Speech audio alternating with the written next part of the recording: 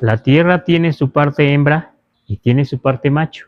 Así decía. A la tierra también hay que darle de comer. Don Cosme decía, pues porque nos da de comer. La tierra nos da todo, el frijol, la calabaza, el chile, el maíz, todo. Pero nosotros no queremos darle nada. Es cierto, ¿verdad? Por eso entonces debemos darle de comer también a la tierra, porque nos da, nos sustenta.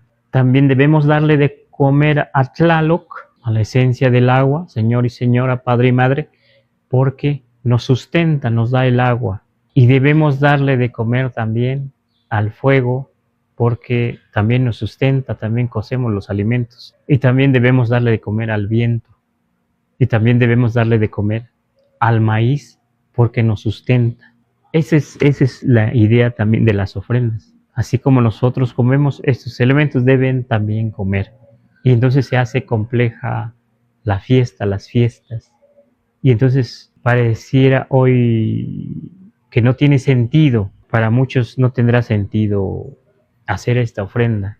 Para muchos a lo mejor les parecerá infantil, que no sirve. Para nosotros, por lo menos en algunos pueblos en esa región, ya no todos, no puedo decir que todos, porque también se va perdiendo, porque se ha combatido esta forma de pensar y esta forma de hacer, de dar de comer a los elementos, se ha combatido desde siempre, desde que llegan los españoles.